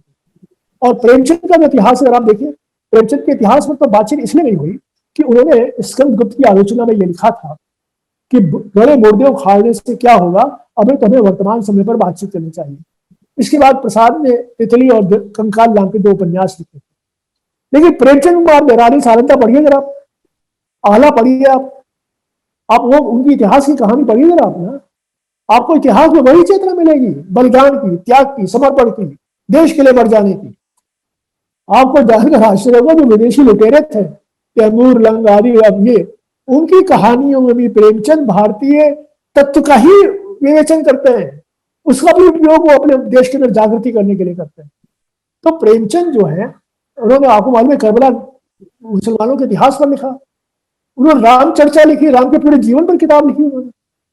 तो आप ये तो देखे, अगर एक विषय 2 लेखक लेते हैं, मैं आपसे पूछता हूँ, आप व्यंग लिखते हैं, क्या ऐसा व्यंग ज्ञान लिखते हैं, या ऐसा ही व्यंग रविन्द्रनाथ त्यागी ने लिखा है या परसाई ने लिखा है? नहीं लिखा है।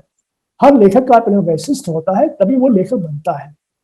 इसलिए हम अगर प्रसाद और प्रेमचंद की तुलना करेंगे तो हमें कुछ चीजें समानता मिलेंगी, कुछ असमानताएं मिलेंगी। आप हम लोग कालिदास को शेक्सपियर कहते हैं, दोनों की कोई तुलना है क्या? कोई तुलना नहीं। तो ये अर्थ यह है कि प्रेमचंद का जो वैशिष्ट है, उन्होंने इतिहास को भी लिया और उन्होंने लिखा है करबला, और उनका एक लेख छपा था उसके बाद में, उन्होंने कहा कि जो अपने इतिहास को भूल जाते हैं वो जातियां नष्ट हो जाती है। ये प्रेमचंद ने लिखा था। इसको आप भूल सकते हैं क्या? यही बात प्रसाद कर रहे हैं और यही बात प्रेमचंद कर रहे हैं। प्रेमचंद की दृष्टि व्यापक है, पूरे समाज पर है, प्रसाद की दृष्टि इतिहास पर है, लेकिन समाज पर भी है। लेकिन प्रेमचंद समाज से कुछ इतिहास की गलतियों को प्रकट करना चाहते हैं और प्रसाद अपनी दृष्टि से करना चाहते हैं। मुझे लगता है कि ये अंतर तो रहेगा ही, लेकिन ये समानता भी है।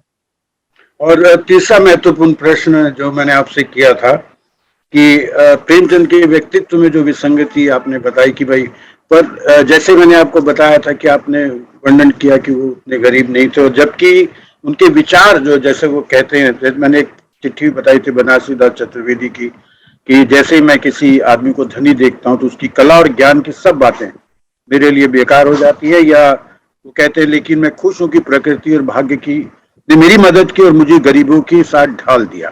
तो मतलब ये ऐसा है, एक क्षण में, एक जीवन के एक क्षण में। मेरा सवाल ये कि क्या ये उनका वैचारिक पक्ष था और इसमें ये उनके व्यक्तित्व की विसंगति कहेंगे आप इसको? नहीं, देखिए इसमें विसंगति नहीं है, विसंगति नहीं है। मैं इसलिए आपसे कहता हूं कि मैं 40 वर्ष अध्यापक रहा, मुझे आज लगता है कि मैंने अध्यापन क्या किया यार, मैंने तो एक विद्यार्थी अपना जैसा पैदा नहीं किया, तो मैंने तो जीवन को नष्ट कर दिया।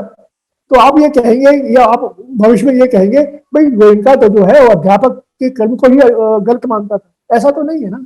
देखिए प्रेमचंद जो है, मैंने ये कहीं नहीं लिखा कि वो पूंजीपति थे, मैंने ये कहीं नहीं लिखा कि वो आर्थिक दृष्टि से इतने संपन्न थे कि उनको कोई चिंता नहीं थी। मैंने केवल ये लिखा है कि प्रेमचंद आर्थिक निश्चिंतता से लड़ते रहे और एक ऐसा समय था जब आर्थिक निश्चिंतता से मुक्त हो गए थे, लेकिन वो प्रकट ये किया गया मेरे उस लेखों से कि गोयनका उनको पूंजीपति कहना चाहता है, लेकिन ये गलत नहीं है, ये गलत है।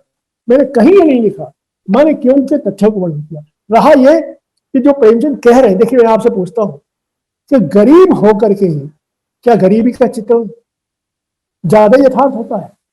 अगर ऐसा माना जाए कि बिना अनुभूति के, बिना अनुभव के आप कुछ रचना नहीं कर सकते, तो तुलसीदास ने रावण की चर्चा कैसे की? तुलसीदास ने मेघदूत या सीता का उल्लेख कैसे किया? सीता के चरित्र को इतना महान कैसे बना दिया? स्वामी विवेकानंद कहते हैं कि सीता जो है सारी दुनिया के अंदर स्त्रियों में सबसे महान है। कैसे बन गया भाई वो? आप है, मैं पूछता हूँ, आपने जितने व्यंग लिखे हैं सारे व्यंग की अनुभूति आपको हुई है क्या? नहीं हुई है। परसाई ने जब प्रेमचंद के जूतों पर लिखा तो जूते का केवल फोटो देखा था उन्होंने, उस फोटो देखने से उनको क्या अनुभूति होगी भाई? तो देखे, और तो अगर आप रविन्द्रनाथ ठाकुर को लिखे, रविन्द्रनाथ ठाकुर को देखिए उन्होंने क्या लिखा है, गोरा देखिए क्या लिखा है, एक हिंदू की पूरे जीवन के चरित्र की कहानी लिख दी उन्होंने। तो ये अनुभूति, अनुभव प्रामाणिकता, ये सब कुछ ऐसी चीजें हैं जो नाटक एक दायरे के रूप में बनाया गया। लेखक की दृष्टि बड़ी व्यापक होती है। लेखक एक स्त्री के अंदर बैठ काया प्रवेश करके भी सब देख सकता है, बच्चे के मन में भी देख सकता है, एक शराबी के मन को भी देख सकता है। वही लेखक होता है। जो लेखक किसी की काया में प्रवेश नहीं कर सकता वो लेखक हो ही नहीं सकता, और महान लेखक तो कतई नहीं हो सकता। आप जरा अभी कालिदास की अभिज्ञान शकुंतलम पढ़िए। शकुंतला में देखिए क्या है, जब वो विदा हो रही है तो उसके पैर में कांटा पड़ जाता है, वो कैसे कैसे देखती है। ये क्या दृष्टि है भाई, ये क्या कालिदास ने देखा था क्या? तो मेरा ये कहना है कि ये सारे प्रश्न जो है ये महानता को नष्ट करने के लिए है, लेकिन प्रेमचंद की महानता को नष्ट नहीं किया जा। लेकिन एक बात और, जो आप प्रगतिशीलता की बात रह गई कि लोगों ने जो विरोध किया वो उसका उत्तर में शायद नहीं हो पाया। रामविलास शर्मा की एक पुस्तक है, दो पुस्तक है प्रेमचंद पर 1941 में। एक पुस्तक उनकी बाद में आई थी, प्रेमचंद और उनका युग।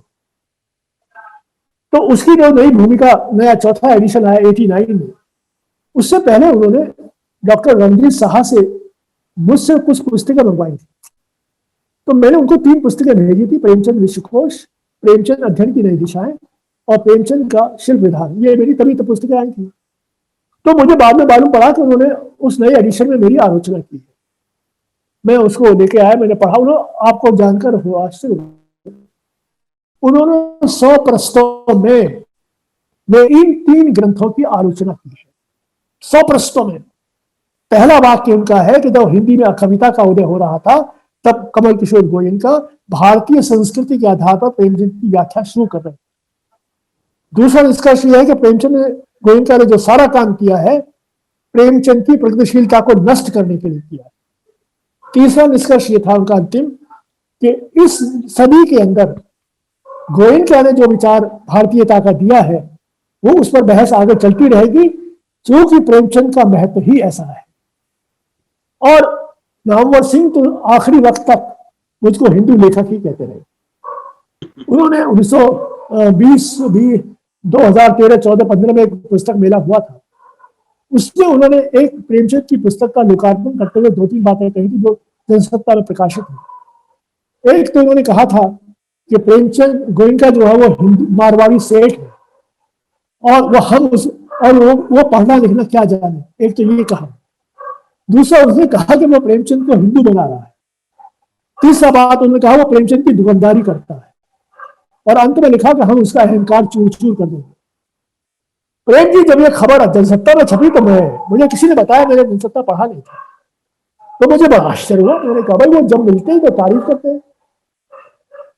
तो खैर मैं 2-3 दिन तक रात को सो नहीं पाया। मैंने कहा यार ये क्या, इतने बड़े आलोचक ने क्या बेवकूफी की बातें कही।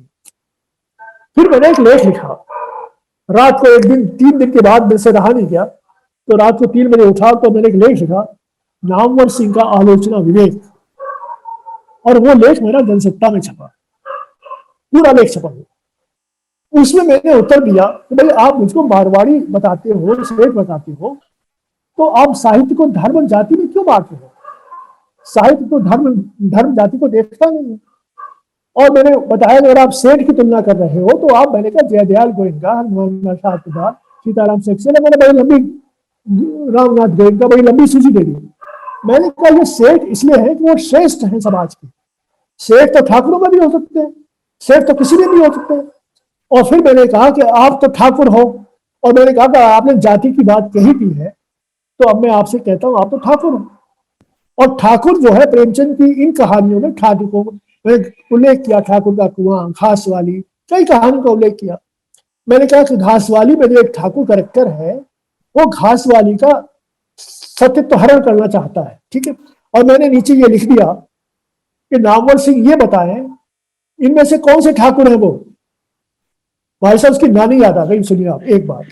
चलिए, तो ये तो काफी व्यक्तिगत चीजें बहस पे आ जाती हैं, और रामविलास जी ने ठीक कहा कि इस तरह की बहस होती रहेगी, और लगता है मेरे भी कुछ सवाल आते रहेंगे, और राकेश उपेक्षित सा होता रहेगा। तो मैं चाहूंगा कि राकेश अपनी बात, क्योंकि बहुत संजीव जी ने बहुत ही अच्छी चर्चा आयोजित कर संवाद कर दिया।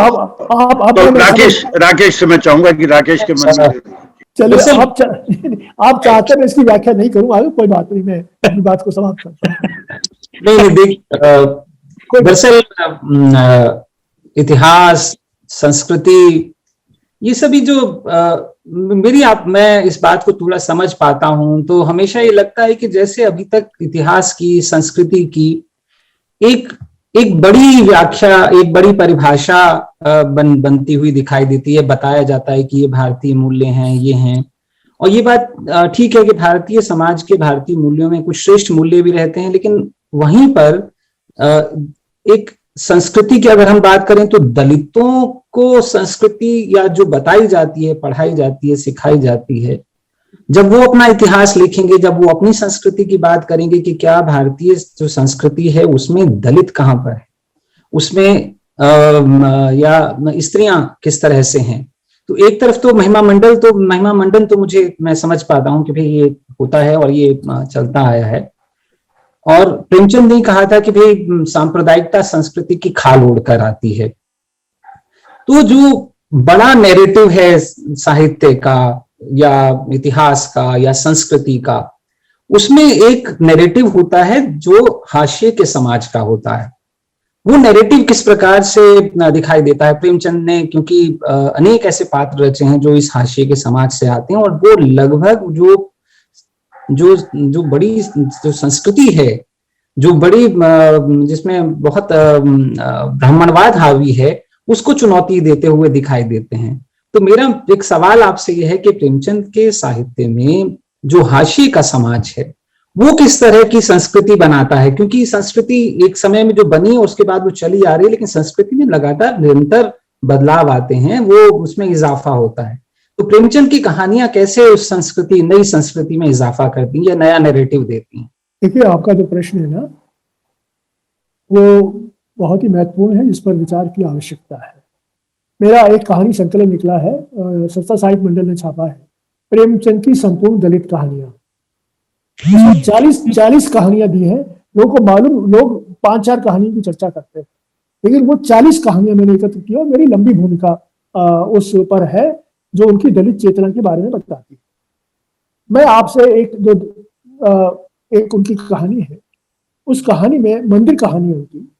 तो एक दलित महिला जो है मंदिर में जाती है और पुजारी से कहती है कि एक बार दरवाजा खोल को, मैं अपने बेटे का दर्शन कराती हूँ, बेटा बीमार है, लेकिन उसको वो भगा देता है। अंत में आप प्रेमचंद क्या दिखाते हैं? प्रेमचंद क्या दिखाते हैं कि वो स्त्री आती है और जब रात में सो जाते हैं तो वह ईंट लेकर के मंदिर के दरवाजे पर लगे हुए ताले को तोड़ देती है।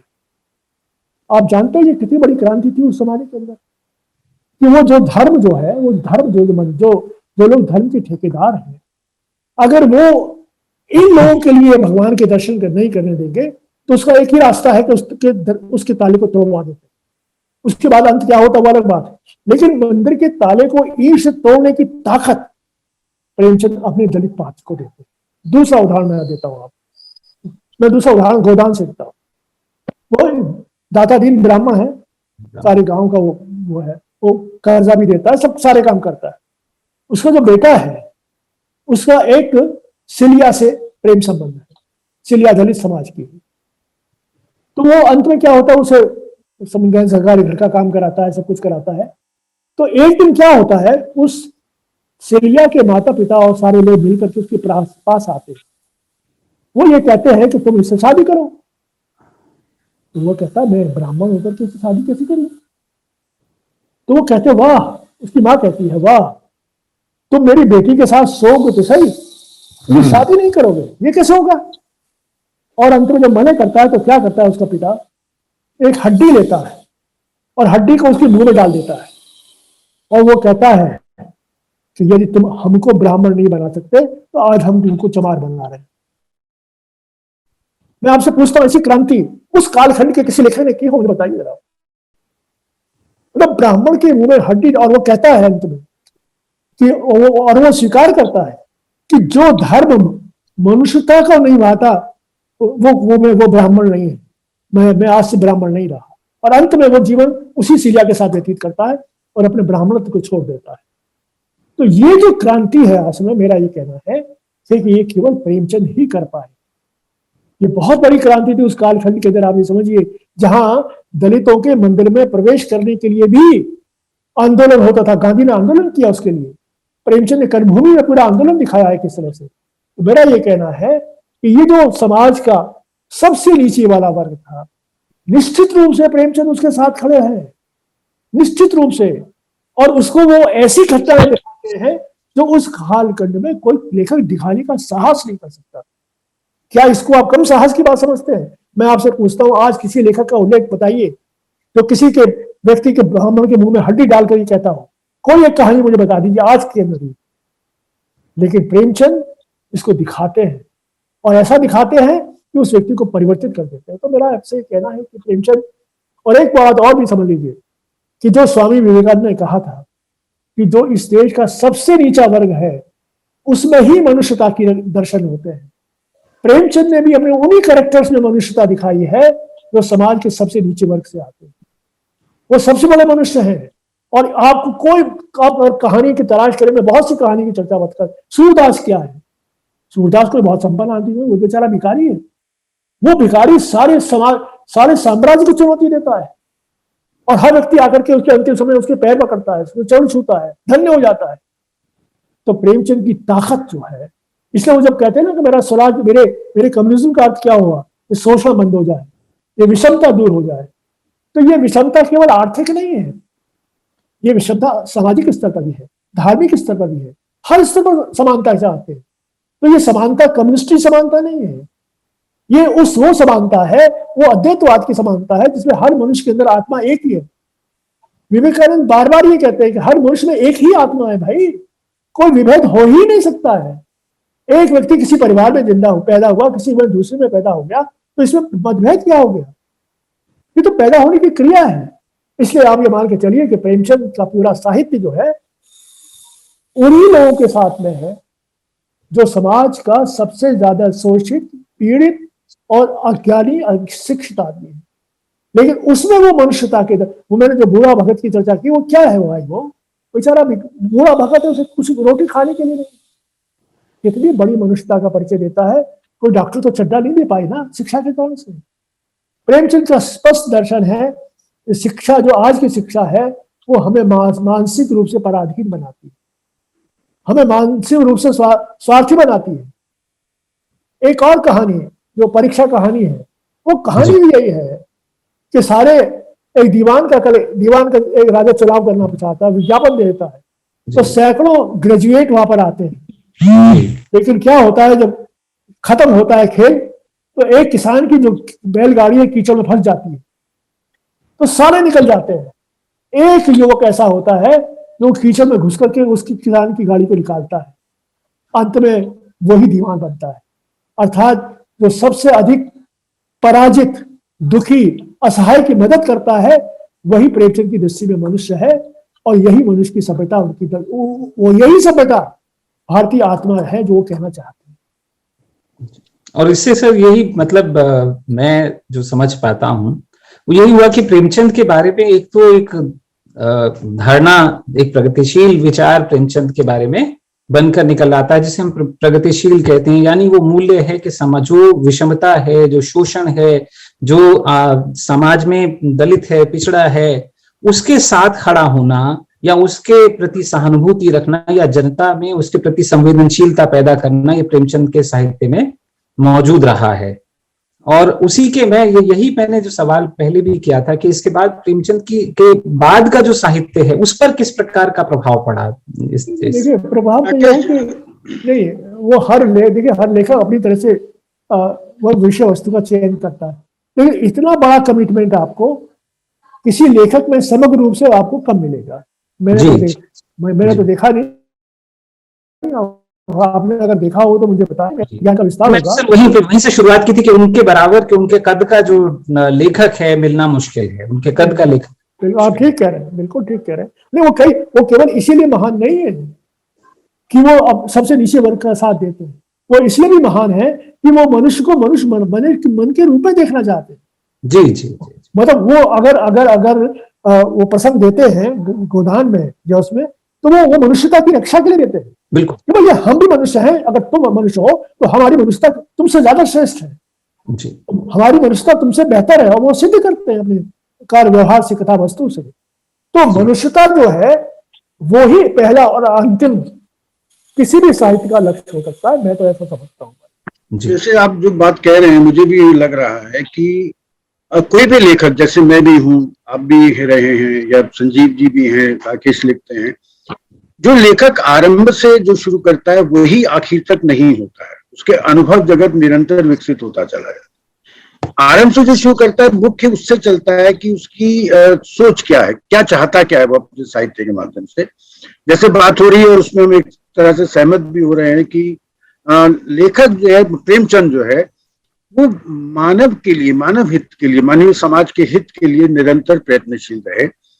चाहे वो आरंभ में निर्मला सेवा सदन से आरंभ हुए, फिर आखिर में जाके गोदान या पूछ की रात, कफन, इस तरह की कहानियों में आए। चाहे उनकी कहानियों के रूप, कहानियों के पात्र, चाहे जैसे उन्होंने दलित पात्र बताए, तो मूलतः उनका ये रहा कि मानव समाज जो है, मानवीय मूल्य जो है, और मानव जो, और ऐसा मानव जो वंचित है, कहीं पे भी हो सकता है। वो जो सेवा सदन वाले अलग तरह से वो वंचित हो सकती है, निर्मला अलग तरह से है। तो ये वंचित जो व्यक्ति है उसके प्रति उनका आरंभ से ही वो पक्ष धरता रही है, और वो अलग बात है कि उसको देखने का दृष्टिकोण अलग रहा है। तो मुझे तो लगता है प्रेमचंद में बात करते हुए हम कहते हैं हरि अनंत, हरि कथा अनंता, प्रेमचंद अनंत, प्रेमचंद कथा अनंता, अलग अलग रूपों में बात की जा सकती है। प्रेम जी, एक बात है कि जो लेखक है ना, वो किसी सफल व्यक्ति की रचना पर नहीं करता। लेखक की रचना असफल व्यक्ति पर होती है। अगर आप सफल पर रचना करेंगे तो वो साहित्य ही नहीं बन सकता। बढ़िया बढ़िया बात की, बहुत बढ़िया। साहित्य की मूल चेतना असफलता से ही होती है। असफलता की दिशाएं भिन्न भिन्न हो सकती है। जो आदमी संपन्न हो गया और बड़े ऐशो आराम में जीवन जी रहा है, वो साहित्य का विषय नहीं हो सकता है। वो क्यों लिखेगा उस पर साहित्य? उसको लिख करके वो समाज को क्या कहेगा? तो असफलता जो है, असंतोष जो है, अपमान जो है, असहायता है, यही साहित्य की नींव है जिस पर साहित्य का निर्माण होता है। गोयनका जी जो वो बात कर रहे हैं, मैं लेखक के रूप में कह सकता हूँ कि जब मैं लिखने लगता हूँ तो मैं भूल जाता हूँ कि मैं किस कमरे में बैठा हूँ, मुझे गर्मी लग रही है नहीं लग रही है। उस समय लेखक के रूप में मैं सुविधाभोगी नहीं होता हूँ। मतलब मेरा लक्ष्य मात्र होता है रचना लिखना। हर लेखक के साथ ये रहता है कि वो अपनी रचना में इतना डूब जाता है कि वो, उसको हम ये नहीं कह सकते कि जो आसपास की सुविधाएं कहीं उसको प्रभावित कर रही हैं, या उनको जब तक वो नहीं होंगी तब तक वो नहीं लिखेगी। ऐसे ही कोई अमीर हो सकता है, वो गरीबी पे इसलिए रह सकता है कि उसको अनुभव होता है, उसको वो कहीं चीज उसको प्रताड़ित करती है एक तरह से। तो ये मुझे लगता है इस तरह के मौजूद है, टॉल्स्टॉय का उदाहरण मौजूद है। बिल्कुल बिल्कुल वही कह रहा हूँ ना कि टॉल्स्टॉय जब बैठते होंगे, लिखते होंगे, तो उनके सामने दिमाग में उनके पात्र होते होंगे। उनका वो अपना परिवेश नहीं होता कि जिस परिवेश में बैठ के वो लिख रहे हैं, किस आराम से कुर्सी में बैठ के लिख रहे हैं या क्या कर रहे हैं। तो उस समय वो पात्रों में व्यक्ति अपने आप को जीने लगता है। तो ये सोचना, मतलब कि कोई व्यक्ति अमीर है और वो कैसे गरीबों की बात करता है, वो मुझे लगता है कई विचार तक चीजें जाती है। और कई चीजों में हम अमीर दिखते हैं, पर जितने अमीर दिखते हैं उतने कहीं हम गरीब भी होते हैं सर। जी हाँ संजीव जी, आप। मैं सोचता हूँ कि इतना रोचक और ज्ञानवर्धक संवाद चल रहा है, तो इसमें कोई व्यवधान न होने पाए। लेकिन हमें लगता है कि समय की भी अपनी सीमाएं हैं, और उन सीमाओं के साथ में हमें इस मुद्दे पर संवाद जारी रखना चाहिए, और आगे भी और लोगों के साथ में भी इस प्रकार के संवाद करने चाहिए। क्योंकि प्रेमचंद वो ध्रुवतारा है हिंदी साहित्य का, जिसके बारे में जितना अन्वेषण किया जाए, जिसके बारे में जितना विवेचन किया जाए, वो कम है। बहुत सारे ऐसे विषय हैं जो उनके पक्ष में उठते हैं, सवाल उठते हैं, और बहुत सारे सवाल ऐसे हैं या कथन ऐसे हैं जो उनके विपक्ष भी होते हैं, उन पर प्रश्नवाचक चिन्ह लगाते हैं। तो मेरा ये सुझाव है कि इस वार्ता को जारी रखा जाए और आज की वार्ता पे विराम लिया जाए। प्रेम सर।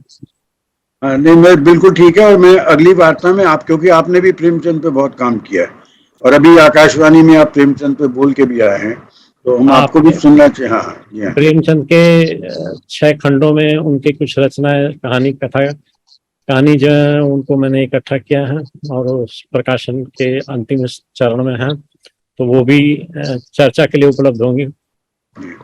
तो सब अनुमति के साथ मैं सबसे पहले दिल से, हृदय से आदरणीय गोयनका साहब को बहुत बहुत धन्यवाद देना चाहूँगा।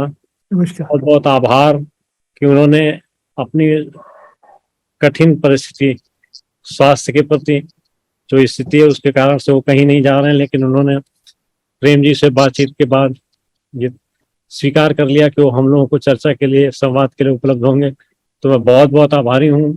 धन्यवाद अनुष्का भी आभारी है कि आप आए और आपकी ऐसी गाइडेंस, पथ प्रदर्शन हमें मिलता रहे, यही कामना है। धन्यवाद। मैं प्रेम जी सभी को मेरा का नमस्कार। आभार व्यक्त करना चाहूंगा कि इस पूरे कार्यक्रम का फॉर्मेट बनाने में और उसको इम्प्लीमेंटेशन करने में उन्होंने जिस मार्गदर्शन को हमें दिया है वो हमेशा जारी रहे और सौर मंच ऐसी ही विषयों के ऊपर चर्चा करता रहे।